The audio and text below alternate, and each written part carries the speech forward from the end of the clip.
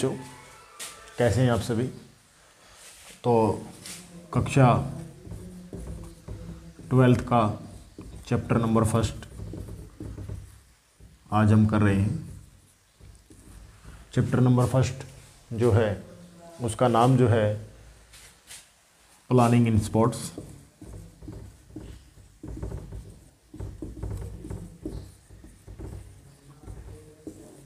या फिर हिंदी में इस चैप्टर का नाम है खेलों में योजना। सबसे महत्वपूर्ण बात यह है कि कोई भी हम कार्य करते हैं उसके लिए हमारे पास एक योजना होनी चाहिए कि किस प्रकार से हम इस कार्य को योजित करेंगे। तो आज मैं एक छोटा सा ही टॉपिक आपको कराऊंगा। पहली कक्षा है हमारी, क्योंकि वो टॉपिक हर बार एग्ज़ाम में पूछा जाता है, तो मैं इसलिए उस टॉपिक को सबसे पहले आपको करा रहा हूँ। वो टॉपिक है, इसके अंदर जो मैचों का शेड्यूल रहता है, कोई भी प्रतियोगिता की जाती है, फिजिकल एजुकेशन जो है खेलों से संबंधित रहती है। फिजिकल एजुकेशन को बनाया गया ही खेलों के लिए, स्वास्थ्य के बारे में, सामाजिकता के बारे में, सारी चीज़ों के बारे में कम्प्लीटली आपको शारीरिक शिक्षा के अंदर बताया जाता है। टॉपिक वाइज हम करेंगे सारी की सारी चीज़ें। कक्षा हरियाणा बोर्ड के अंदर 9th, 10th, 11th और 12th के अंदर फिजिकल एजुकेशन है। वहीं CBSE जो हमारा है, central board of school education, उसके अंदर जो है 11th और 12th के अंदर ही फिजिकल एजुकेशन को प्रमोट किया गया है। तो कक्षा 12वीं chapter number 1 planning in sports, उसके अंदर जो मैं आज एक टॉपिक आपको करा रहा हूँ, काफ़ी महत्वपूर्ण टॉपिक है। हर साल उसके अंदर से 5 नंबर का क्वेश्चन ज़रूर पूछा जाता है। ये ध्यान रखना बच्चों कि जो पहला चैप्टर है वो काफ़ी ज़्यादा इम्पोर्टेंट है, क्योंकि इस चैप्टर के अंदर से 9 से 10 मार्क्स आप ले सकते हैं। कुल मिला के जो एग्ज़ाम आपका रहता है उसके अंदर आप 9 से 10 मार्क्स चैप्टर नंबर 1 से ले सकते हैं। और जो ये टॉपिक मैं आपको कराऊंगा, उस टॉपिक को आप बिल्कुल ध्यान से समझेंगे तो आपके 5 नंबर कम्प्लीटली क्लियर आप करेंगे कि 5 नंबर आप ज़रूर जो है प्राप्त कर सकते हैं। तो बच्चों, चैप्टर नंबर जो 1 है प्लानिंग इन स्पोर्ट्स, उसका टॉपिक है कि नॉकआउट जो प्रतियोगिताएं रहती हैं। बच्चों, जो प्रतियोगिताएं आयोजित कराई जाती हैं सभी बच्चे देखते हैं। IPL होता है आपका, प्रो कबड्डी अभी हमारा चल रहा है, तो वो सभी के सभी मैचों का शेड्यूल किस प्रकार से कराए जाते हैं, प्लानिंग कैसे की जाती है। चैप्टर का नाम भी प्लानिंग इन स्पोर्ट्स है। तो उसका जो है प्रोसीजर क्या रहता है, तो सबसे पहले हम सीखेंगे, यही महत्वपूर्ण है कि नॉकआउट जो है फिक्चर किस प्रकार से तैयार किया जाता है। बच्चों, इसके अंदर बहुत सी चीज़ें ऐसी हैं जो कि आपको सीखनी है। इसके अंदर सीखने की चीज़ें हैं कि आपको अपर पुल यानी कि ऊपर वाले हाफ में कितनी टीमें रखनी हैं, लोअर हाफ के अंदर कितनी टीमें रखनी हैं, और उसके बाद जो है आपको बाई कैसे देनी है। और आपको ये ध्यान रखना है कि सीडिंग सबसे ज़्यादा बार पूछा जाने वाला क्वेश्चन रहता है, सीडिंग वाला, कि सीडिंग कैसे दी जाती है। और विशिष्ट सीडिंग भी पूछ लेता है, स्पेशल सीडिंग जिसको कहा जाता है, विशिष्ट सीडिंग। विशिष्ट सीडिंग के बारे में भी आपको बताएंगे। तो ये चारों की चारों चीज़ें अगर आप सीख जाते हैं तो आप जो है नॉकआउट तरीके से पिक्चर बनाना सीख जाएंगे। तो जो सबसे पहले जो क्वेश्चन रहेगा वो किस प्रकार का रहेगा, इस प्रकार से देख लेते हैं। क्वेश्चन रहेगा नॉकआउट पद्धति से, क्वेश्चन लिख लेता हूँ आप सभी के लिए। नॉकआउट पद्धति से पहले छोटा पिक्चर बना लेते हैं बच्चों, क्वेश्चन के रूप में भी आपको समझा देंगे। नॉकआउट पद्धति से 13 टीमों का पिक्चर तैयार करें। तो बच्चों, पिक्चर तैयार करें। तो बच्चों, क्वेश्चन में दिया गया है कि नॉकआउट पद्धति से 13 टीमों का पिक्चर तैयार करें। तो 13 टीमों का पिक्चर के लिए सबसे पहला जो स्टेप बाय स्टेप मैं आपको सिखाऊंगा, पहला टॉपिक है, बहुत अच्छे से आपने सीखना है। 13 आपने काउंटिंग लिख लेनी है।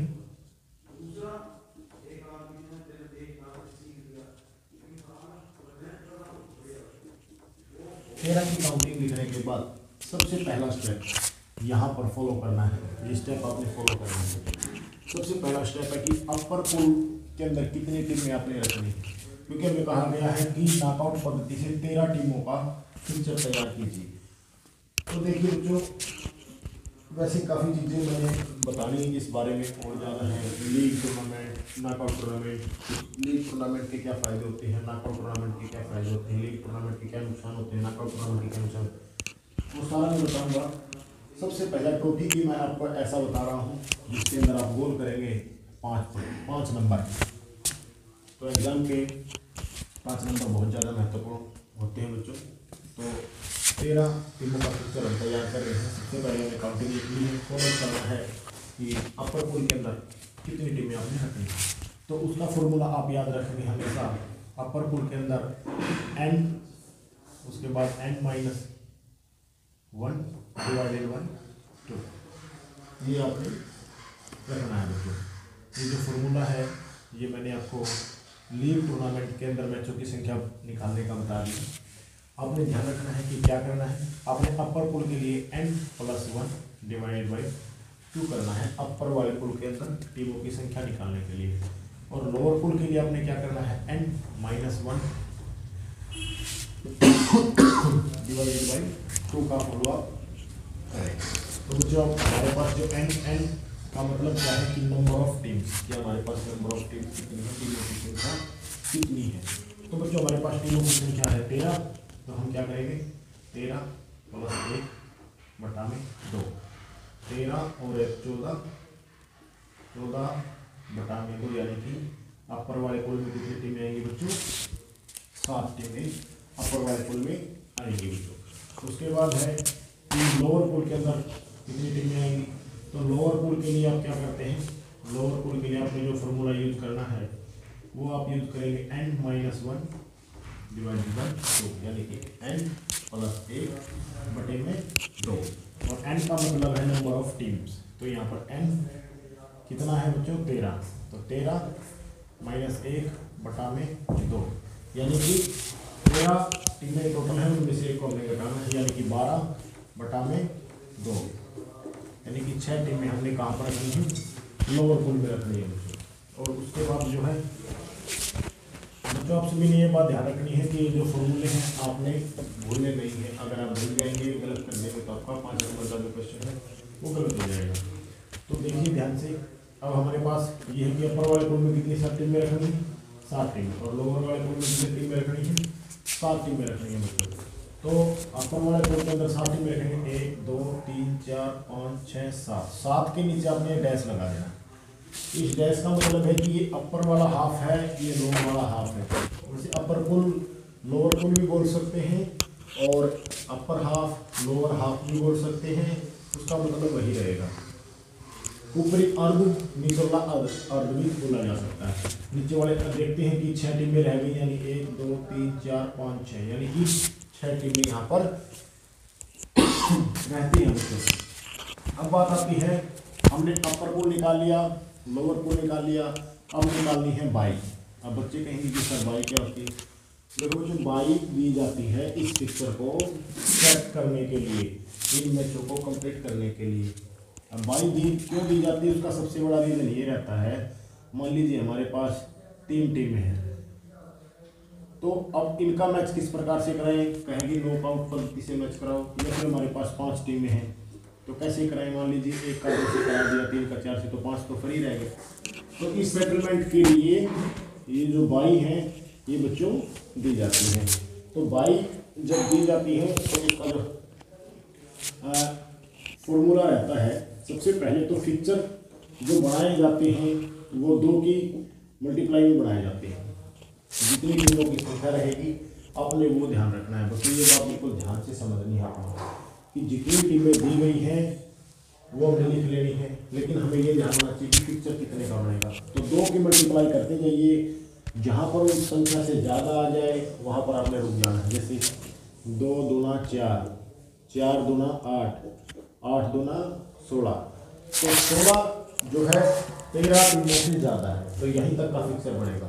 अब 2 दूना 4, 4 दूना 8, 8 से तो ये ज़्यादा, इसका मतलब हमें और ज़्यादा एक बार मल्टीप्लाई करना है। 2 दूना 4, 4 दूना 8, 8 दूना 16, यानी कितने का फिक्सर बनेगा बच्चों? 16 का फिक्सर बनेगा, यानी कि हमें कम्प्लीटली 16 का फिक्सर बनाना है। तो बच्चों अब हम क्या निकालेंगे? अब हम निकालेंगे total number of boys. Total number of boys कैसे निकालेंगे? जितने का हमने फिक्सर तैयार करना है बच्चों, उसमें से हमारे पास टीमों की संख्या कितनी है? 13 है। इसको हम क्या करेंगे? माइनस, इसको घटा देंगे तो हमारे पास टोटल नंबर ऑफ बाइज आ जाती है। कितनी आई है बच्चों? 3 आई है। टोटल नंबर ऑफ बाइज कितनी आई है? 3 आई है बच्चों। तो अब आपने ध्यान रखना है कि टोटल नंबर ऑफ जो बाइज आई है, अब उसको हमें डिवाइड भी करना है। किसमें? अपर वाले पुल में और लोअर वाले पुल में। अपर वाले पुल में कितनी बाइज दी जाए, नीचे वाले पुल में कितनी बाइज दी जाए, उसके लिए अपने फॉर्मूला आपने यूज़ करना है। अपर पुल के लिए बच्चों आपने यूज़ करना है फॉर्मूला, जो टीमों की संख्या निकाली थी उसका उल्टा कर देना है। यहाँ पर प्लस किया था, यहाँ पर माइनस कर देंगे। प्लस किया था, यहाँ पर माइनस किया था, यहाँ प्लस कर देंगे। यानी कि अपर वाले पुल में क्या करेंगे? माइनस n-1 बटा में 2, यानी कि n का मतलब है नंबर ऑफ बाइज। यहाँ पर n का मतलब, क्योंकि यहाँ पर बाइज की बात हो रही है, वहाँ पर टीमों की बात हो रही है, तो यहाँ पर n का मतलब क्या है? यहाँ पर n का मतलब है नंबर ऑफ बाइज। तो नंबर ऑफ बाइज कितनी है टोटल? 3 माइनस 1 बटा में 2, यानी कि बच्चों 3 में से 1 गया, 2 बटा में 2, यानी कि अपर पुल में कितनी बाइज दी जाएंगी? 1 बाइज दी जाएगी बच्चों। अब निकालते हैं लोअर पुल में कितनी बाइज दी जाएंगी। तो बच्चों लोअर पुल में कितनी बाइज दी जाएंगी? आपने इसका फॉर्मूला कर देना है, माइनस प्लस कर देंगे बटा में 1 n+1 डिवाइडेड बाई 2। बच्चों आपको भी पता है कोरोना वायरस पूरी तरीके से हावी हो चुका है पूरे विश्व पर। आप अपनी सेफ्टी को बनाए रखिए। मैंने इसलिए भी लाइव क्लासेस शुरू की हैं कि बच्चों को मैं लाइव के माध्यम से पूर्णतः फिजिकल एजुकेशन के बारे में और अच्छे से आपके एग्जाम की तैयारी आप कर पाएँ। तो बच्चों n+1 डिवाइडेड बाई 2 ये लोअर हाफ के लिए है, लोअर पुल के लिए है। और लोअर पुल के अंदर टीमों की संख्या निकालते हुए n-1 डिवाइडेड बाई 2 करते हैं, जबकि लोअर हाफ की टीम नंबर ऑफ बाइज निकालते हुए हम क्या करते हैं? n+1 divided by. n का मतलब यहाँ नंबर ऑफ बाइज है, n का मतलब वहाँ नंबर ऑफ टीम्स था। नंबर ऑफ बाइज कितनी है टोटल? 3 प्लस में 1 डिवाइडेड बाई 2, यानी कि ये कितनी टीमें हो गई? 4 बटा में 2, यानी कि लोअर हाफ में कितनी बाइज दी जाएंगी? 2 बाइज बच्चों लोअर हाफ में दी जाएंगी। तो बच्चों अभी तक वॉल्यूम की अच्छे से आपको नहीं आ रही होगी, अच्छे से आ जाएगी अभी। तो बच्चों लोअर हाफ में कितनी टीमें रहेंगी? 2 टीमें रहेंगी। और अपर हाफ में लोअर हाफ में कितनी बाइज रहेंगी? 2। और अपर हाफ में कितनी बाइज रहेंगी? 1। तो बच्चों बाइज देनी कहाँ से शुरू करनी है? नीचे से, सबसे नीचे से। तो बाई नंबर 1 यहाँ दी जाएगी। उसके बाद सबसे ऊपर बाई नंबर 2 यहाँ दी जाएगी। और बच्चों बाई नंबर 3 दी जाएगी, जो हमारा अर्ध बना है उसके बिल्कुल नीचे वाली जो टीम रहेगी वहाँ पर बाई नंबर 3 दी जाएगी बच्चों। और अगर चौथी दी जाती तो वो फिर से 7 नंबर पर दी जाती, लेकिन यहाँ पर हमने टोटल नंबर ऑफ बाइज कितनी देनी है? 3 देनी है बच्चों। तो नंबर ऑफ बाइज टोटल 3 जो हमने दे दी हैं, 1, 2 और 3। अब हम बना देंगे फिक्चर को। अब जो वो था ना 3, 4, 5 टीमों वाला कि वो करेक्शन नहीं हो रहा था, वो अब कंप्लीट हो जाएगा बच्चों। ये पहला राउंड है। कई बार ये क्वेश्चन भी पूछ लेता है कि 13 टीमों के नॉकआउट फिक्चर में 1 नंबर का क्वेश्चन पूछेगा, 13 टीमों के नॉकआउट फिक्चर में ये बताइए कि कितने राउंड होंगे। तो बच्चों यहाँ पर आपने एकदम से देख लेना है, 1, 2, 3, 4 राउंड पर होंगे। मल्टीप्लाई 2 की आपने शुरू करनी है। जितनी मल्टीप्लाई तक उन टीमों से ज़्यादा निकल जाए उतने राउंड होंगे आपके, ये याद रखना। कितने राउंड होंगे बच्चों? 4 राउंड होंगे। यहाँ पर मैं आपको दिखा भी देता हूँ 4 राउंड कैसे होंगे। देखो ये पहला राउंड है जिसके अंदर इन टीमों को बाई मिली है और टीमों ने मैच खेल रहे हैं। उसके बाद जो सेकंड राउंड होगा उसके अंदर सारी की सारी टीमें पार्टिसिपेट करेंगी, जिनको बाई मिली थी वो भी पार्टिसिपेट करेंगी। उसके बाद तीसरा राउंड जो कि सेमीफाइनल मैचेस रहेंगे, और चौथा राउंड रहेगा बच्चों जो कि फाइनल मैच होगा। इस प्रकार से ये बन गया है आपका 13 टीमों का नॉकआउट फिक्चर, यहाँ पर विनर रहेगा बच्चों। तो ये नॉकआउट फिक्चर रहा जो ये क्वेश्चन इन्होंने पूछा था कंप्लीटली, उसका आंसर इस प्रकार से हमने देना है। ये जो सारी चीज़ें हैं ना, ये आपने लिखनी है, लिखने के भी नंबर मिलते हैं, लिखने के ही नंबर मिलते हैं, लेकिन अगर आप ये गलत बना देते हैं, ये चीज़ें सही लिख देते हैं, तो 2 नंबर वो आपको जरूर देंगे जो चेक करने वाले होते हैं। तो बच्चों इसके बाद आता है, अब ये पूछ लेता है 1 नंबर में कि 13 टीमों के फिक्चर में कितने मैच टोटल खेले जाएंगे। बच्चों पहले राउंड देख लीजिए, 1 राउंड, 2 राउंड, 3 राउंड, 4 राउंड, और ये 4 राउंड ही टोटल हैं, 1, 2, 3 और 4 राउंड के अंदर ये टूर्नामेंट समाप्त हो जाती है। बच्चों नॉकआउट फिक्चर के अंदर जब भी मैचों की संख्या निकालनी होती है, तो बच्चों मैचों की संख्या के लिए n-1 कर देते हैं, तो आपकी मैचों की संख्या आ जाती है। यहाँ पर n का मतलब रहता है number of teams, total number of teams कितनी है। तो टोटल नंबर ऑफ टीम्स हमारे पास कितनी थी बच्चों, 13 टीम्स थी। 13 टीम में से 1 माइनस कर देंगे, यानी कि 12 मैचेज टोटल हमारे खेले जाएंगे। नॉकआउट फिक्चर के अंदर जब भी मैचों की संख्या निकालनी हो तो n-1 कर देते हैं, जिसके अंदर की मैचों की संख्या आपकी आ जाती है बच्चों। तो ये 13 टीमों का नॉकआउट फिक्चर है। अगली वीडियो में हम आपको सीडिंग के बारे में बताएंगे और स्वीसी सीडिंग के बारे में बताएंगे बच्चों।